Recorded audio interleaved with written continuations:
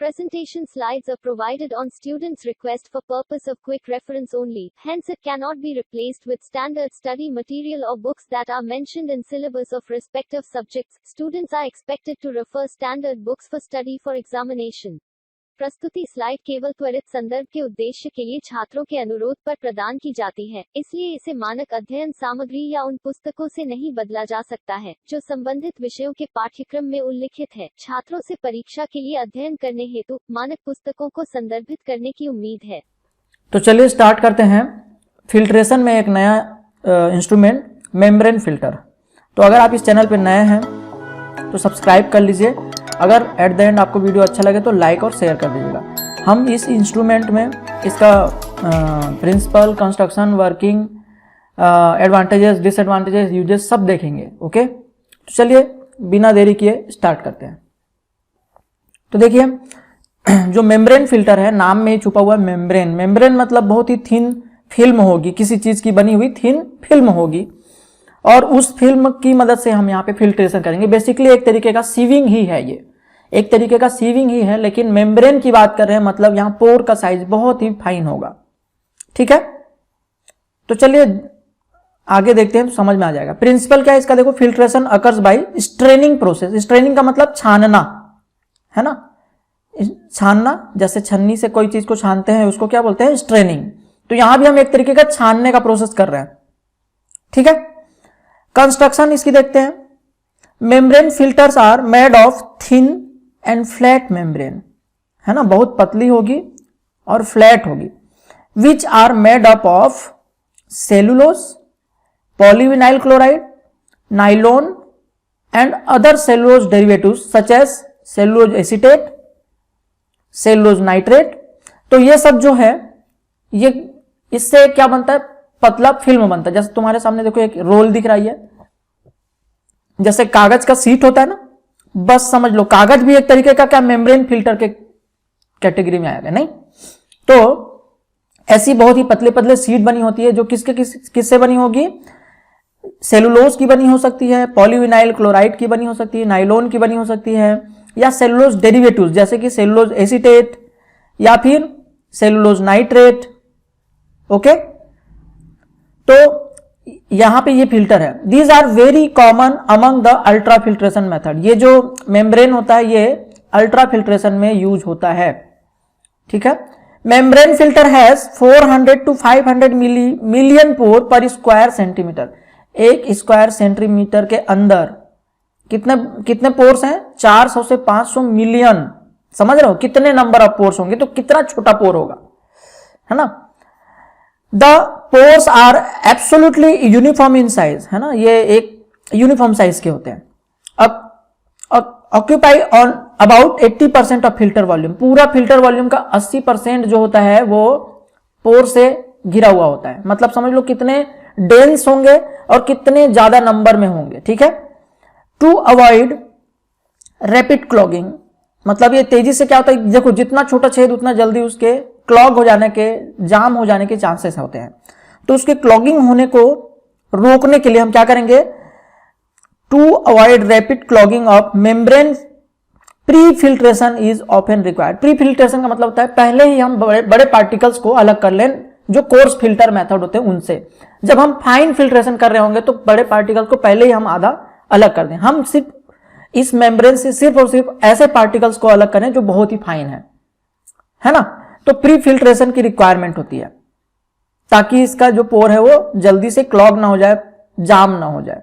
ठीक है, they are very fine having a very wide range of pore size from 8 micron down to 0.22 micron, है ना। मतलब ये 8 माइक्रॉन से भी कम साइज में भी मिलता है ना। रेयरली उसका यूज होता है क्योंकि वो वेरी फाइन हो जाता है।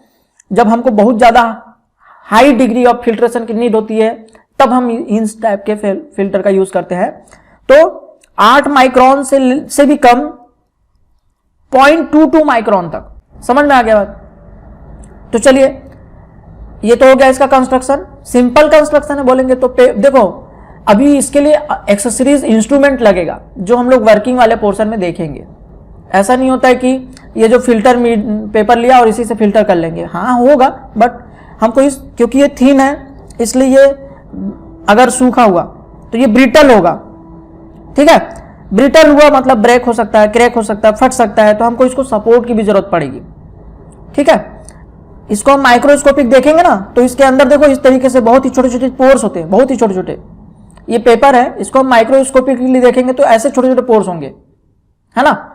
तो हमने इसी पेपर को अलग अलग शेप में कट कर लेते हैं हमारे रिक्वायरमेंट के अकॉर्डिंग, ठीक है। तो चलिए वर्किंग की बात करें।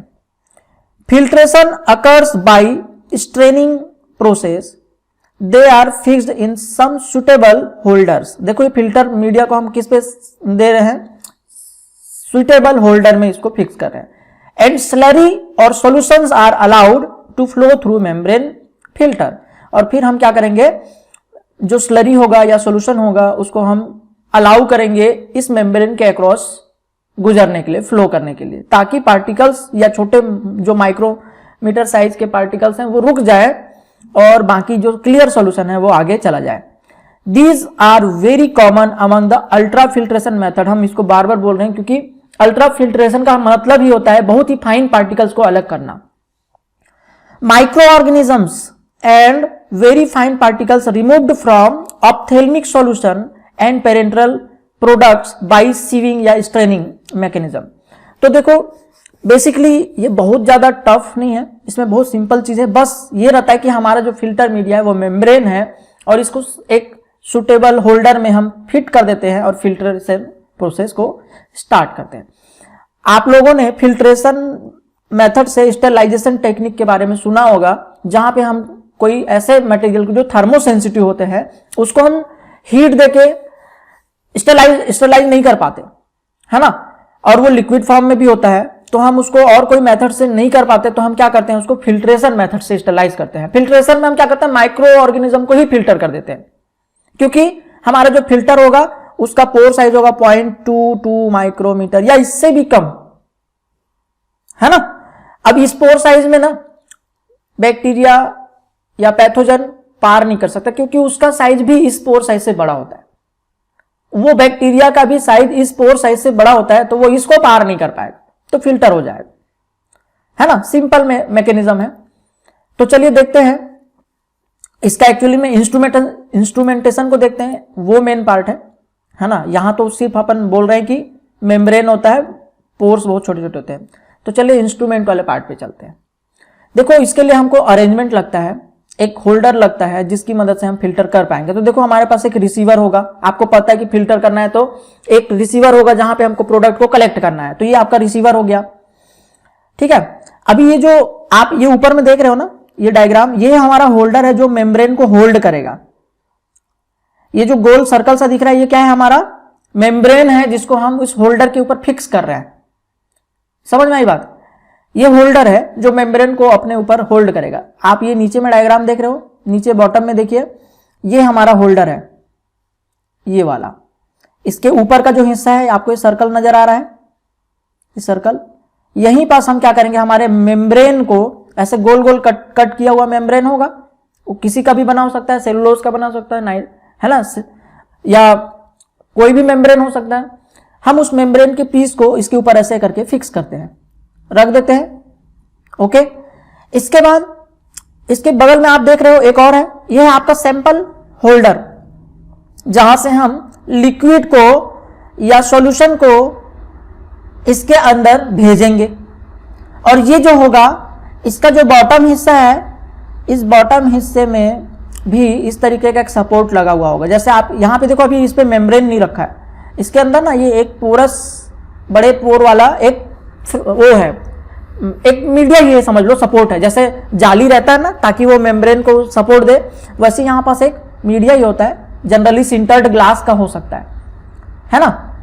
अब जैसे इसके ऊपर में ये है ना, ऐसे ही इसका जो सैंपल होल्डर होगा उसके भी नीचे बॉटम में ऐसा ही होगा, डिस्क लगा हुआ होगा सपोर्ट के लिए, ताकि मेम्ब्रेन फटे नहीं, मेम्ब्रेन अपनी जगह पे फिक्स हो जाए। अगर हम उस पर हाई प्रेशर भी अप्लाई करें तो मेम्ब्रेन ना फटे, है ना। तो अब देखो ये क्या होता है, ये दोनों पीस एक दूसरे के ऊपर फिट हो जाता है, ये दोनों ही पीस एक दूसरे के ऊपर फिट हो जाता है और उसको पकड़ के रखने के लिए हमको एक क्लिप की मदद लगती है, एक क्लैंप की मदद लगती है, वो ये है, दिख रहा है ये जो आपको यहां पे दिख रहा है, ये क्लिप होता है जो दोनों पीस को, ये नीचे फिल्टर वाला पीस और ये ऊपर जिस पे हम लिक्विड इंट्रोड्यूस करेंगे वो वाला पीस, ये दोनों पीस को एक साथ चिपका के रखता है, ये होल्डर पकड़ के रखता है उसको, है ना, ये क्लिप उसको पकड़ के रखता है। और ये दोनों साइड जो होता है, इसका ये बॉटम का हिस्सा देख रहे हैं, ये नीचे वाले का पीस का ये बॉटम वाला हिस्सा जो होता है वो इसके ऊपर आकर फिक्स हो जाता है, यहां पे इसके ऊपर आकर फिक्स हो जाता है ना। और इसके साइड में एक ट्यूब का कनेक्शन के लिए देख रहे हैं, ये वो हिस्सा है जहां से हम एक पाइप जोड़कर वैक्यूम पंप से जोड़ सकते हैं। तो ये पूरा का पूरा जो है, ये अरेंजमेंट सेटअप जो होता है, आप यहां पास देख सकते हो, ये जो राइट साइड में जमा हुआ है देखो, ये पूरा का पूरा सेटअप को कैसे हम अरेंज करते हैं, ये वो आपके सामने दिख रहा है ना, ताकि हम फिल्ट्रेशन को तेज भी कर सकें और इफेक्टिव कर सकें। तो ये जो आपके सामने दिख रहा है ना, इस तरीके से अरेंजमेंट होता है। ओके, अब ये ऊपर में जो आपको दिख रहा है ग्रीन टाइप का हल्का सा, ये लिक्विड है जिसको हम फिल्टर करना चाहते हैं, इसको हमने अपर पार्ट से इंट्रोड्यूस कर दिया और अपर पार्ट से हमने इसको इंट्रोड्यूस कर दिया, और साथ ही साथ आप देख पा रहे हो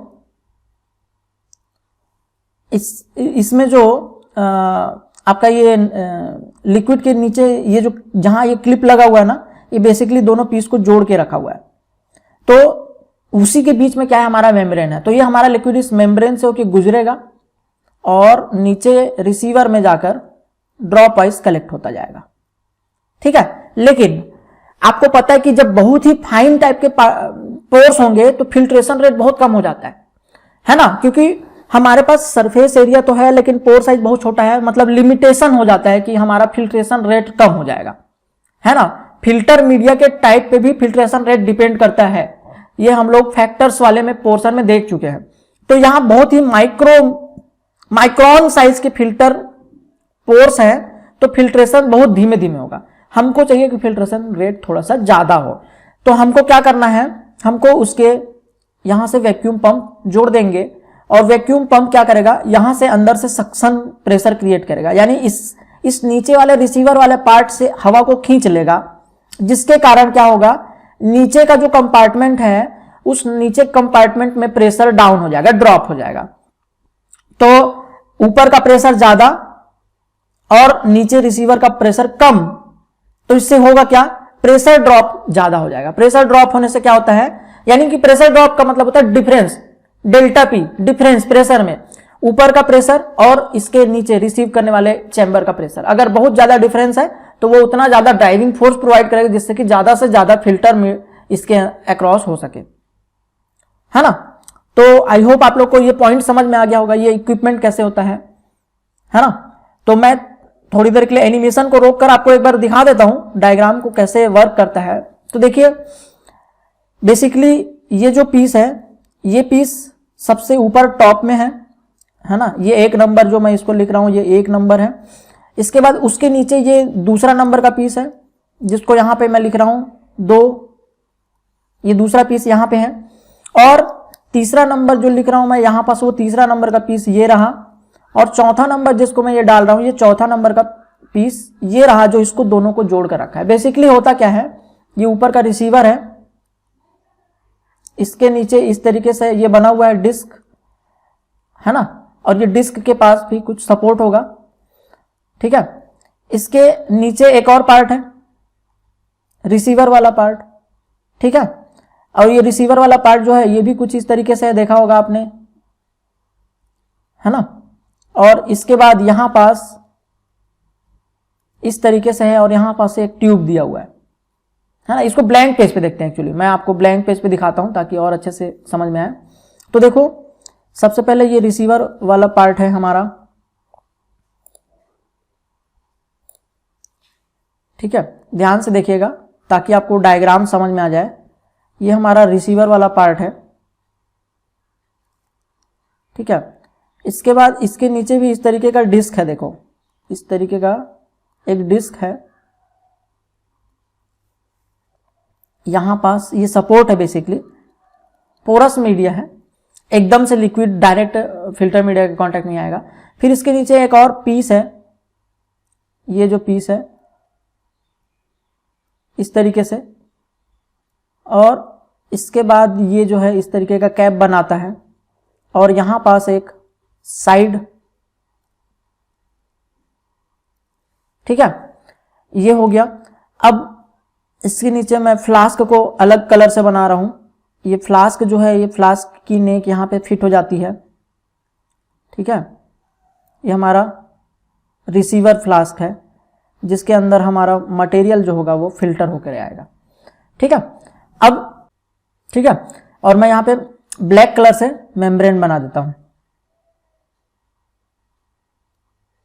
ये जो है ये मेम्ब्रेन है जो इन दोनों पीस के बीच आ जाता है, ठीक है। इसके अलावा मैं ग्रीन कलर से यहां पे एक ट्यूब बना दे रहा हूं जो कनेक्टेड है किससे, वैक्यूम पंप से। तो वैक्यूम पंप मैं आपको एक जनरली ऐसी बना दे रहा हूं। ये हमारा वैक्यूम पंप है, ठीक है, और ये इसका प्लग है जिससे कि ये इलेक्ट्रिसिटी सप्लाई करेगा, है ना। बहुत अच्छा डायग्राम नहीं बना रहा हूं, बस आप समझ लीजिए। तो होता ये है कि इसके ऊपर का जो पोर्शन है यहां पास हमने अपना स्लरी को फिल कर दिया, स्लरी यहां पे भर दिया। अब ये जो स्लरी है वो इसके अक्रॉस ऐसा गुजर के आएगा, लेकिन इसकी रेट कम होगी क्योंकि ये बहुत ही माइक्रो साइज के पोर्स है, तो हमको एक सक्शन प्रेशर क्रिएट कराना है। तो हमारा ये वैक्यूम पंप क्या करेगा, इसके अंदर की जो हवा है, इसके अंदर की जो हवा है उसको इधर वो खींच लेगा, ठीक है। देखो ये ऊपर का कंपार्टमेंट और नीचे कंपार्टमेंट के बीच में ये मेम्ब्रेन है ना, तो याद रखना कि ये जो प्रेशर है ना वो इसके नीचे का कंपार्टमेंट से हवा को खींच रही है। इससे क्या होगा, यहां पे प्रेशर कम हो जाएगा, प्रेशर जो है यहां पे डाउन हो जाएगा। यहां पे प्रेशर एटमॉस्फेरिक प्रेशर के बराबर है, तो प्रेशर डिफरेंस जो होगा बहुत ज्यादा होगा, डेल्टा पी जो होगा वो ज्यादा हो जाएगा। अब डेल्टा पी जब ज्यादा हो जाएगा तो ये ज्यादा से ज्यादा अमाउंट में क्या करेगा, यहां से जो हमारा फिल्ट्रेशन रेट है ना, ये आएगा, और यहां से हमारा ये जो रिसीवर दिया हुआ है इसके अंदर लिक्विड जो है इस तरीके से फिल्टर होके हमको कलेक्ट होता जाएगा। तो बेसिकली कुछ भी नहीं है इसमें स्पेशल, बस यही है कि मेम्ब्रेन के लिए एक सपोर्ट है और ये पूरा का पूरा इक्विपमेंट का सेटअप है। समझ में आई बात? बाकी कोई भी इसमें ज्यादा विशेष है नहीं। तो आई होप आप लोग को ये जो मैकेनिज्म है वो एक बार देखेंगे तो आपको समझ में आ जाएगा कि वो जो अरेंजमेंट मैंने अभी बताया। और ये दोनों पीस को जोड़ने के लिए ना एक स्पेशल टाइप का क्लिप बना हुआ होता है ना। इन दोनों पीस को जोड़ने के लिए जो अलग अलग पीस यहाँ पे दिख रहा है, ये वाला पीस और ये वाला पीस और ये वाला जो पीस है, इन दोनों को जोड़ने के लिए ना ये स्पेशल क्लिप होता है जो एक दूसरे के ऊपर उसको चिपका के रखता है ताकि कहीं और लिक्विड का फ्लो ना हो। और उन्हीं दोनों पीस के बीच में क्या जोड़ देते हैं, हमारा ये मेम्ब्रेन। इस तरीके से जैसा तुम यहां पे देख रहे हो मेम्ब्रेन को फैलाया हुआ है, इस तरीके से मेम्ब्रेन को रख दिया जाता है बस। ओके, तो चलिए देखते हैं इसका एडवांटेजेस और डिसएडवांटेजेस। ओके, जहां पे कोई ना कोई फायदा है वहां कोई ना कोई नुकसान भी होगा, तो फायदा की बात पहले कर लेते हैं।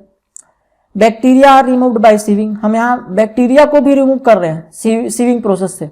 बैक्टीरिया को भी हम यहाँ पे रिमूव कर ले रहे हैं सीविंग प्रोसेस से। बेसिकली सीविंग का मतलब होता है वही छानना या स्ट्रेनिंग बोलेंगे, है ना। इसके अलावा फिल्ट्रेशन इज क्वाइट रैपिड। हम रैपिड क्यों बोल रहे हैं, क्योंकि हम यहाँ वैक्यूम पंप का इस्तेमाल करके हमने फिल्ट्रेशन रेट को बढ़ा दिया है ना। इसके अलावा देखो absorption of medicament is negligible. देखो जनरली होता यह था कि हम जब भी कोई फिल्टर मीडिया यूज करते हैं तो फिल्टर की एक बेड बनती है, फिल्टर की बेड बनती है, थिकनेस होता है हर एक फिल्टर मीडिया का। तो जितना ज्यादा थिकनेस, जितना ज्यादा मटेरियल पार्ट होगा उतना ये क्या करेगा, अपने अंदर सॉल्वेंट को, सॉल्यूशन को रिटेन करके रख लेगा। रेसिड्यू फॉर्म में बचा हुआ कुछ ना कुछ तो इसके अंदर रुक जाएगा। तो ये ये जो जनरली हम इसके पहले जितना भी फिल्टर मीडिया देखे उसमें एक थिकनेस होती थी। पर मेम्ब्रेन की अगर बात करें तो मेम्ब्रेन की थिकनेस क्या है, नेग्लिजिबल थिकनेस, नेग्लिजिबल मटेरियल, और नेग्लिजिबल मटेरियल मतलब नेग्लिजिबल एब्जॉर्प्शन। तो ये मेडिकामेंट को ज्यादा सोख के अपने पास नहीं रख पाएगा। बाकी जो मीडिया होते हैं वो ज्यादा ज्यादा ड्रग को अपने अंदर ही सोख लेते हैं, पर ये नहीं सोख पाएगा। तो इससे हमारा लॉस कम हुआ, मेडिकामेंट का लॉस कम हुआ, तो ये फायदा हो गया। In every new operation a new disc is used. हर बार हम नया फिल्ट्रेशन जब करेंगे नए मटेरियल के साथ, हम फिल्टर पेपर ही बदल देंगे, तो इससे कंटामिनेशन के चांसेस कम हो गए, प्योर रहेगा और बहुत ही तुरंत, ये इतना एडजस्टेबल है, तुरंत हम एक नया मीडिया सेट कर सकते हैं। हमको बहुत मेहनत नहीं लगने वाली और सफाई में, क्लीनिंग में ज्यादा मेहनत नहीं लगने वाली है ना। तो रैपिड हो जाएगा, हर बार नए ऑपरेशन में नया डिस्क यूज कर लेंगे तो कंटामिनेशन नहीं होंगे, तो प्रोडक्ट हमारा सेफ रहेगा और बहुत ही ज्यादा हाई एक्यूरेसी के साथ, हाई प्योरिटी के साथ रहेगा।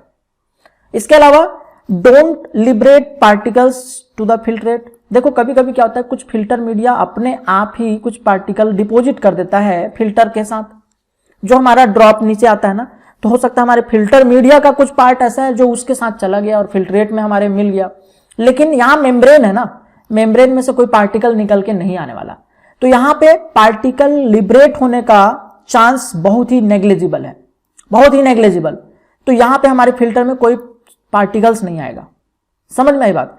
तो ये एक एडवांटेज हो गया, लेकिन कुछ ना कुछ डिसएडवांटेज तो होगा ही, तो कुछ ना कुछ डिसएडवांटेज की बात करते हैं। जैसे फाइन पोर्स में गेट क्लॉग्ड इजिली। देखो जितना फाइन पोर्स होगा उतना ही जल्दी जाम हो जाता है, चोक हो जाता है, फंस जाता है उसमें कचरा। तो हमको यहाँ पे क्या नीड थी, हम लोगों ने वर्किंग में पढ़ा था कि प्री फिल्ट्रेशन की जरूरत पड़ेगी। प्री फिल्ट्रेशन में हम क्या करेंगे, कुछ पार्टिकल्स को पहले ही अलग कर देंगे कोर्स फिल्ट्रेशन मेथड से। नॉर्मल फिल्टर मेथड से पहले ही हम बहुत सारे पार्टिकल को अलग कर देंगे और सिर्फ उन फाइन पार्टिकल्स को ही अलाउ करेंगे फिल्ट्रेशन के लिए, ताकि हमारा जो पोर्स है वो तुरंत जल्दी से जल्दी फंस ना जाए, जल्दी ब्लॉक ना हो जाए। क्योंकि अल्टीमेटली कोई भी पार्टिकल जब पोर के ऊपर आ जाएगा तो उसको बंद कर देगा, तो धीरे धीरे हमारा फिल्टर मीडिया यूज के लायक बचेगा नहीं, फिर हमको फिल्टर मीडिया यानी कि मेम्ब्रेन को चेंज करना पड़ेगा, है ना। तो ये डिसएडवांटेज ये हुआ कि फाइन पोर होने के कारण वो आसानी से ब्लॉक हो जाता है, ठीक है। अब दूसरी बात करते हैं, soluble in certain organic solution, example ketones and ester. अब देखो यहाँ पे हम जो वर्ड यूज कर रहे हैं soluble in certain organic solution, इसका क्या मतलब हुआ, जो हमारा फिल्टर मीडिया है ना वो खुद ही सॉल्युबलाइज हो जाता है। कभी कभी जैसे हमारा ये मेम्ब्रेन है, मान लो हमने इसको तो फिल्टर के लिए यूज किया, पर हमारा जो ऊपर से आने वाला लिक्विड है वो लिक्विड अगर ऑर्गेनिक सॉल्वेंट हुआ तो कुछ फिल्टर मीडिया जो जिस मटेरियल से बना है ना वो घुल जाता है, किसमें, ऑर्गेनिक सॉल्वेंट में, कीटोन में, एस्टर में। तो फिर क्या हुआ, हमारा मेम्ब्रेन अगर घुल गया तो हमारा फिल्टर मीडिया ही खत्म हो गया। तो हमको इस चीज का ध्यान रखना है कि जब हम मेम्ब्रेन फिल्टर का इस्तेमाल कर रहे होंगे तो हमको ये भी ध्यान रखना है कि जो हमारा लिक्विड जो इसमें से फिल्टर करने वाले हैं वो ऑर्गेनिक ना हो। अगर वो ऑर्गेनिक सॉल्वेंट हुआ तो हमारा ये जो इथाइल सेलुलोज की बात कर रहे हैं, है ना, या सेलुलोज डेरिवेटिव्स की बात कर रहे हैं, ये सब क्या होता है उसमें डिसॉल्व हो जाते हैं। डिसॉल्व हो गए मतलब मेम्ब्रेन टूट गया ना, तो फिर फिल्ट्रेशन होगा क्या, नहीं होगा। तो हमको ये चीज का ध्यान रखना पड़ेगा, समझ में आई बात, कि वहां पे हम एक्वस सॉल्वेंट का ही इस्तेमाल करें, एक्वस या ऑयल फेज, हम दो फेज का इस्तेमाल करेंगे, एक्वस या ऑयल फेज, ओके। इसके अलावा वेरी ब्राइटल व्हेन ड्राई, अगर ये मेम्ब्रेन सूखा हुआ है ना तो ब्रिटल होता है, मतलब भंगुर, टूट जाएगा आसानी से। तो हमको जब मेम्ब्रेन को अप्लाई करना होता है ना तो हम सूखा मेम्ब्रेन को अप्लाई नहीं करते, पहले उसको सोक करते हैं, लिक्विड में डिप करके उसको गीला करते हैं ताकि वो फ्लेक्सिबल हो जाए, तब उसको जाके हम वो जो हमारा अपरेटस था ना उसमें लगाते हैं। तो ये अगर ये सूखा है, इस पे प्रेशर पड़ा तो ये टूट जाएगा, ब्रेक हो जाएगा, तो फिर फिल्टर मीडिया का कोई मतलब नहीं रह जाएगा। तो यहां पे डिसएडवांटेज यही है इसके साथ, ठीक है। यूजर्स की बात करें, they are suitable for sterilising aqueous and oily solution, है ना, एक्वस एंड ऑयली, ऑर्गेनिक के लिए नहीं है सुटेबल, याद रखना, but not for organic solvent such as alcohol and chloroform etcetera, ठीक है। ऑर्गेनिक सॉल्वेंट के लिए ये सुटेबल नहीं है, एक्वस और ऑयली सॉल्यूशंस के लिए सुटेबल है, ठीक है। तो ये इसका एडवांटेजेस एंड डिसएडवांटेजेस हो गया। आई होप आप लोग को ये जो मैंने आज आप लोग को इंस्ट्रूमेंट के बारे में बताया वो आपको समझ में आ गया होगा। तो ये आपका मेम्ब्रेन फिल्टर जो है खत्म होता है। अगर आप इस चैनल पर नए हैं तो सब्सक्राइब कर लीजिए, और अगर आपको ये वीडियो अच्छा लगा तो लाइक और शेयर कर दीजिए ताकि आपके और जो फ्रेंड्स हैं उनको भी इसका बेनिफिट मिल सके। और अगर आप चाहते हैं किसी दूसरे टॉपिक के ऊपर, किसी दूसरे सब्जेक्ट के टॉपिक के ऊपर आपको वीडियो लेक्चर मुझसे चाहिए, तो आप लोग कमेंट सेक्शन में लिखिए कि आपको कौन से टॉपिक के ऊपर चाहिए। तो अगर मुझे ज़्यादा से ज़्यादा रिक्वेस्ट अगर आती है उस टॉपिक पे, तो मैं कोशिश करूँगा जल्दी ही आपको वो टॉपिक का वीडियो लेक्चर आपको प्रोवाइड कर सकूँ, ठीक है। और अगर आप कोई नोट्स भी चाहते हैं तो आप लोग प्लीज़ कमेंट्स में कीजिएगा, है ना, ताकि मुझे पता चले किसे चाहिए, तो मैं उसको कोशिश करूँगा कि आपको प्रोवाइड कर सकूँ, ठीक है। तो चलिए मिलते हैं नेक्स्ट वीडियो में, तब तक के लिए थैंक यू।